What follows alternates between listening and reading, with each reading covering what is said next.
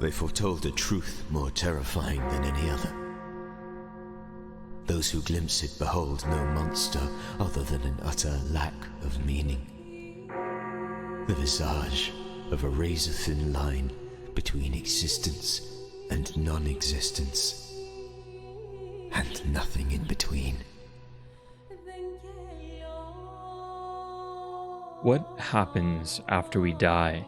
This has been a fundamental question of the human experience asked since the dawn of man, and this question sits at the forefront of Tiel's opening dialogue. In this world, those who are able to pierce the veil see a great wide emptiness, an utter lack of meaning, the visage of a razor-thin line between existence and non-existence. In the words of the old prisoner, only an endless abyss. And the thought of non-existence horrifies Tiel. 2 winters. That is all the physician promised was left for me. The malady gnaws at the corners of my eyes, pries the flesh from fingers and toes. It burrows deeper and deeper into my bones with each passing day. Even my own kin look away. I hid my disfigurement beneath my cowl and slipped away. I was delirious when I reached the seat of infinity. Did I dream up this kind soul among the cherubs and the faceless masters? She welcomed me without flinching, and offered nourishment. Had my throat always been this parched? Rejected from kin and home, he seeks aid for his malady at the seat of infinity, within which he finds cherubs and faceless masters. He of course is referring to the brothers and sisters of the Eternal Narthex. Upon arriving, he notes a particularly welcoming woman who offers him a drink. She doesn't seem to flinch at his malady or his appearance. He recalls a sudden sensation of dehydration. Is this due to nerves? With the tar throbbing in my belly, I see her completely. Each movement creates a swarm of copies. They ripple out from her, following their own whims. Some collide and join together, while others split apart, forming new copies. A reflection of reflections spreading out from her. The nexus, yet also indistinguishable. He recalls the effects of the tar as if this experience was new to him. He notes other copies of her following their own whims. These copies are joined by a central nexus. The use of the word nexus is interesting here, as it generally implies the most important part of a network. This is foreshadowing, and this woman is Sister Janessa. Within the wilds we forgot our teachings and fell in with brigands. They mixed droplets of tar with muddy spirits and made no promises of salvation. We drank heartily, stumbling from one camp to the next. We rotted like joyous animals in the filth. We stole from those thieves. There was never enough tar to go around. It was wasted on them anyways. We knew what it was, its full potential. Why dilute it? Together they leave the Eternal Narthex and seek refuge in the wilds, abandoning their faith and holding up with brigands. He recalls the joyous camaraderie with a fondness that's rare within this game's setting. Despite his malady, he finds happiness in the company of Sister Janessa. For a time, things seem happy, but this happiness would not last. But we were punished all the same. In time, my ruined face peeled away. Her form faded into something like fog. Something trapped between realms. They steal the tar from the brigands, claiming there was not enough to go around, claiming that it would be wasted on these animals. For this, he says they were punished, not by the brigands themselves, but by something much less tangible, by some cruel karmic retribution.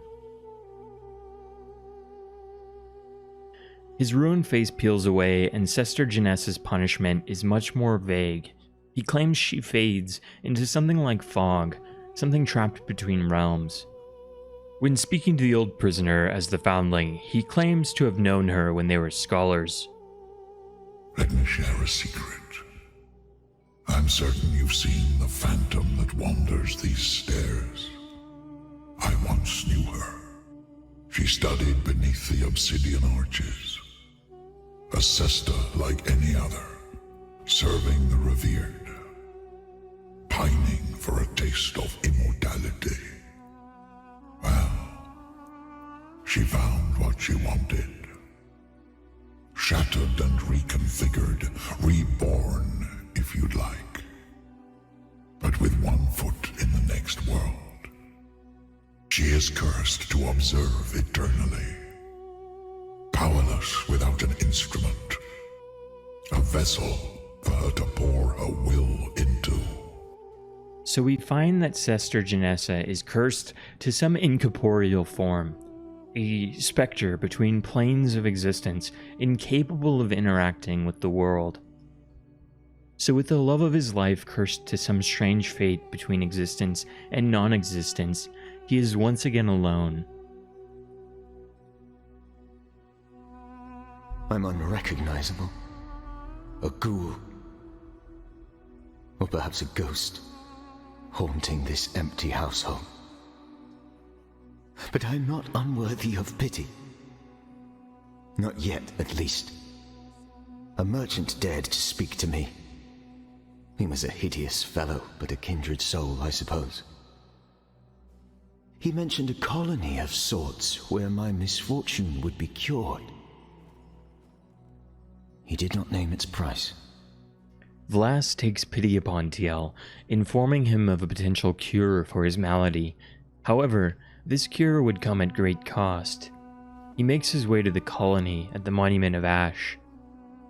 The pupil slid the ritual knife into his wrist. He scraped flesh from bone, flaying himself. A low moan escaped his lips, as anguish and pleasure intermingled freely. The sages accepted this offering, tossing his bloody gift into the flames. It was madness, yes, but his sacrifice was beautiful. Only the revered could inspire a man to self-inflict such suffering. He is introduced to this faith, witnessing firsthand the way the zealous flay themselves in patronage to a god of flame. Although this use of fire might seem quite far off from our own world, the ideology is not that far-fetched. In mid-18th century America, a religious revival that swept early colonies spoke of predestination and the necessity of an eternal hell. To oversimplify a long and complicated belief, fortune and faith were inextricably tied. Those that were cursed by maladies were sinners, and their pain was a result of their sin. This belief was part of a phenomenon called the Great Awakening, and its effects on modern American culture can still be seen today, though in subtler ways, with the most notable example being prosperity gospel. This concept is echoed through multiple pieces of lore regarding this specific cult, but perhaps none so succinctly as the scripture of repent. It is not enough to ask for absolution. Penitence must be forced upon the impure. Some sins can only be forgiven with consecrated flame. Penance here is in reference to a feeling of abject regret for being impure. The faith at the sanctum of flame is one that harbors the afflicted and the outcast. The downtrodden seek justification. They seek answers to complicated questions, such as, why must great men die while beggars and bandits and indecipherable flourish? This body is little more than kindling that our spirits burn through. Inflame your passions and forget your reluctance for ambition, for sacrifice. No more coddling the infirm, nor more sheltering the ill.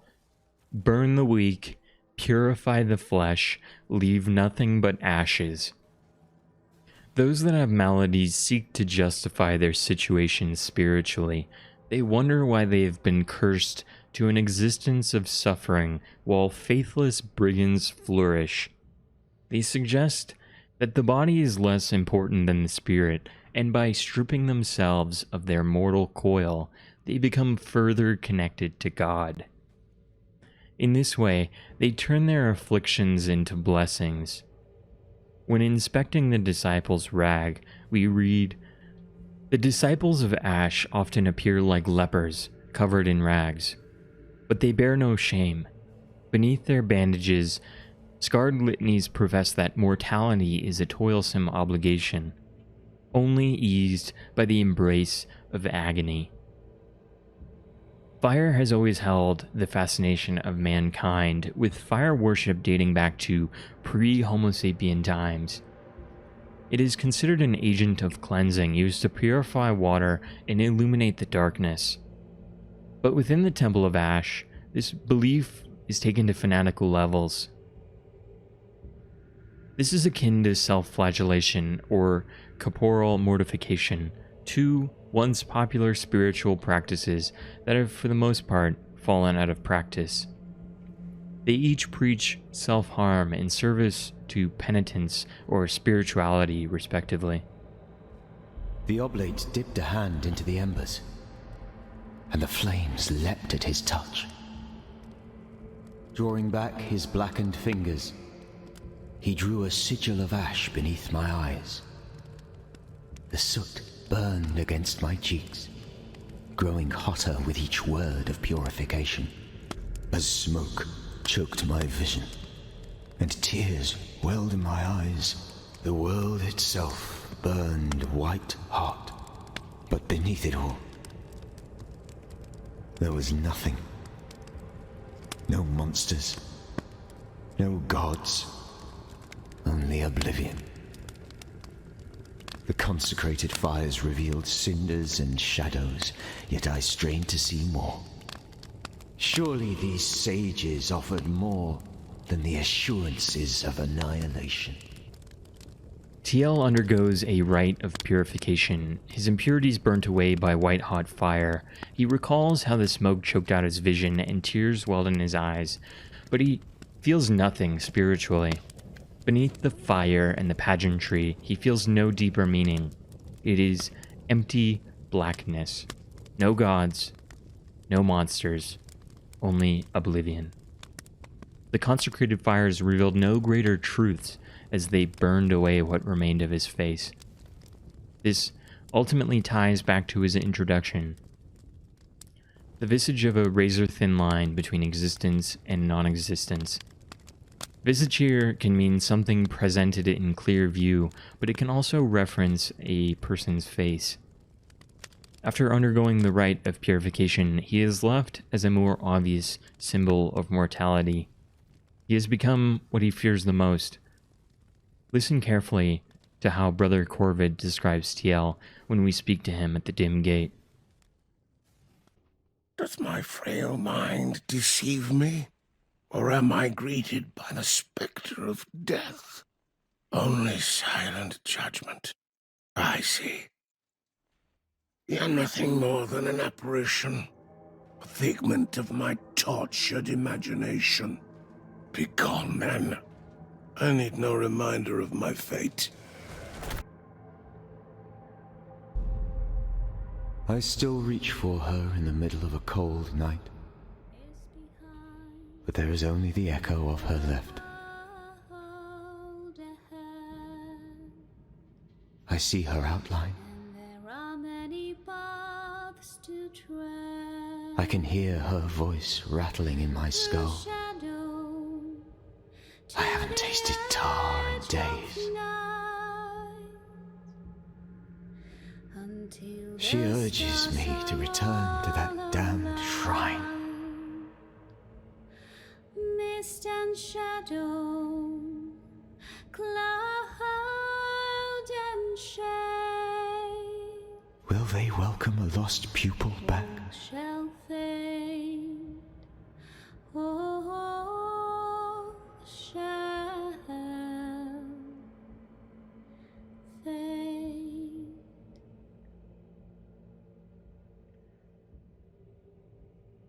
Like the white-hot fire that burnt away his face, his relationship with Janessa was a flash in the pan, a quick, bright flame that left them both with scars. From this, we learn that he has left the Sanctum of Flame. He is no longer an acolyte, and as such, he is utterly and completely alone. Janessa is all he thinks about. A vision of her rattles in his brain, a fading memory of halcyon days.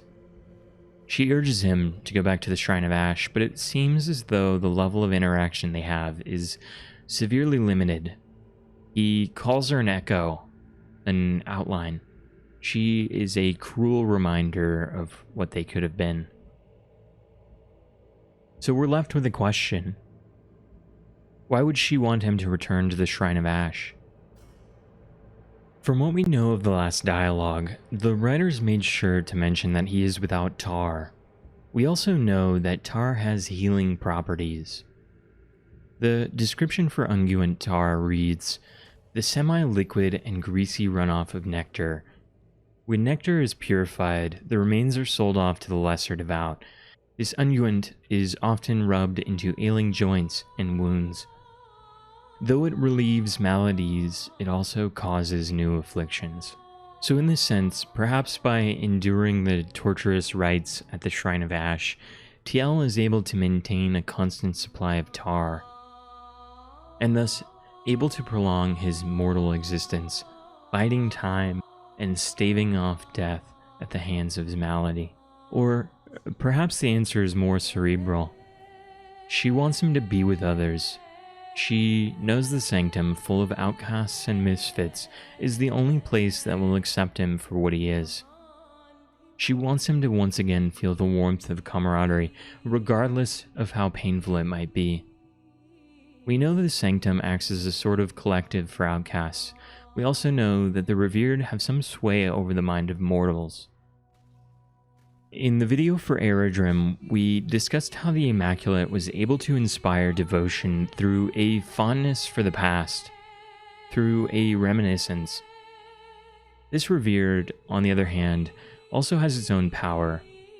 The description for the glimpse of annihilation reads, "Anguish screams emanate from within this glimpse's burning core, faces of the dead forming a haze of smoke that pours forth. In time, their faces look more and more like that of the beholder."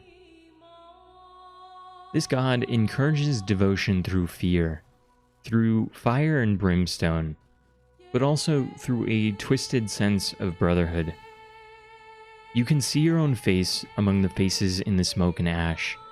You're not alone in the annihilation, like you are in life. Your voice is not alone amongst the anguished screams. While Tiel spends most of his time in isolation, utterly alone, this particular religion promises a sort of kinship. This promise is likely very effective towards people like him, which is why the sanctum acts as a kind of refuge of sorts. The promise of not being alone is so effective, people literally flay themselves to see it to fruition. He calls this a beautiful sacrifice. Regardless, his ultimate fate is left to speculation. We are unsure of whether he decided to succumb to his illness at home or prolong his painful existence in service to a god he felt no connection to. Tiel's story is the story of a man who clings to life. A man who is afraid of death. He has trouble reconciling the idea of non-existence, of, as he says, oblivion. He briefly resides amongst the practitioners of the Sanctum of Flame, finding solace among those like him, but ultimately, he sees through their illusions and chooses a life of solitude over a toxic companionship. And I find that kind of beautiful. Anyway, if you made it to the end of the video, thank you so much for watching. Tiel's story in particular was quite difficult to put together. His story and lore surrounding the Flamey Boys is very disjointed, so I hope I managed to put together a cohesive enough timeline that was entertaining and intriguing. If you have your own theories, please include them in the comments. I'd love to read them. The next video I'll be covering is Heros, and then after that I'll try and tackle the Foundling. So if you want to see those, be sure to like and subscribe. Thanks for watching. Peace.